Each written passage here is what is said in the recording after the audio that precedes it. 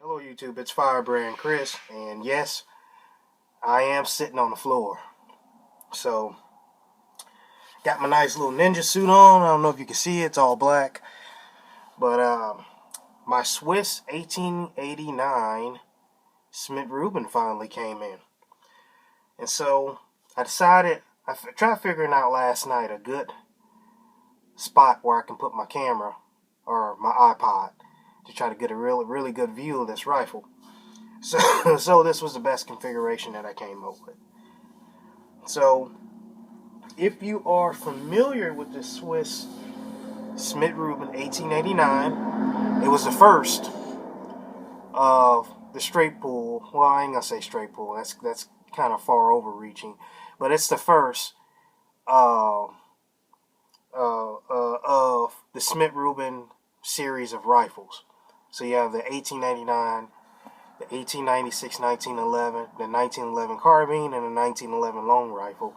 And then you have the Swiss K31 that everybody's familiar with. Now, this is the bolt. Look how long this bolt is. So, if you can clearly see, what makes this so different from the other Schmidt-Rubin, or at least the other three Schmidt-Rubins that come after this, is this bolt has rear locking lugs. So you can see it right here. I'm actually bring my 1896 onto the video so you can get a really good comparison.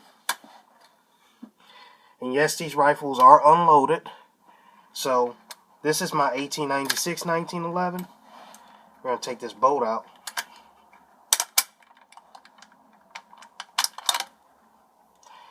And get you a really good view. If you can see, the locking lugs on the 1896 1911 were moved forward. As you can see, the locking lugs on the 1889 bolt, they're to the rear. So they did this, they moved these locking lugs forward to try to strengthen the bolt, because soon after the 1889 rifle came out, the locking lugs began to fail and they were really problematic, and when the Swiss tried to increase the performance of their round, these locking lugs were breaking. So this was the next best thing. This rifle shot the same ammo initially as this rifle, but it was soon figured out that this rifle could tolerate the more modern 7.5 by 55 Swiss ammo that the 1911 carbine and the 1911 long rifle shoot. So, just as a friendly reminder, never ever shoot GP11 ammo in this rifle. This rifle is chambered for the 7.5 by 53.5, and it will also shoot the 7.5 by 54.5. Now, don't be mistaken. This rifle will chamber this 7.5 by 55 Swiss.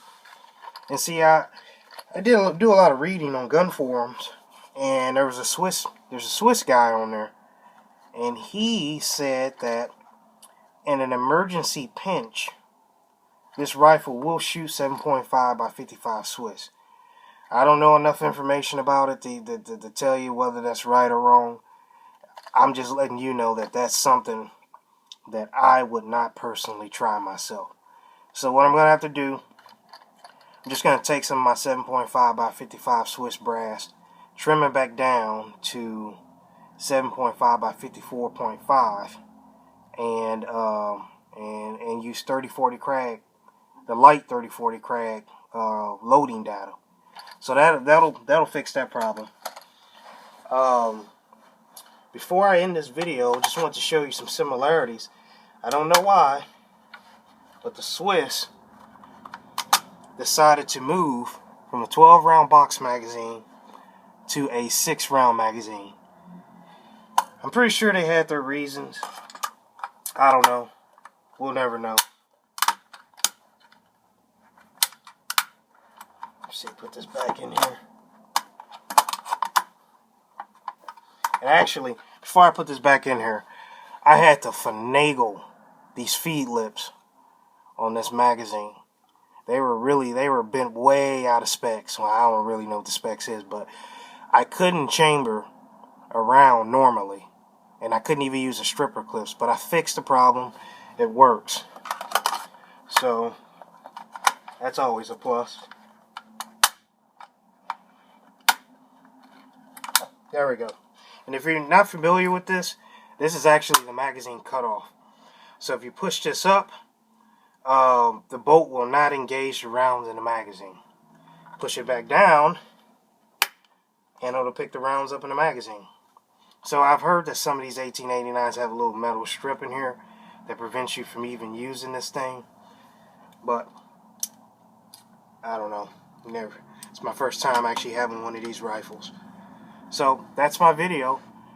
Feel free to comment like always. Peace. Notice the crude sights on the 1889 rifle compared to the 1896.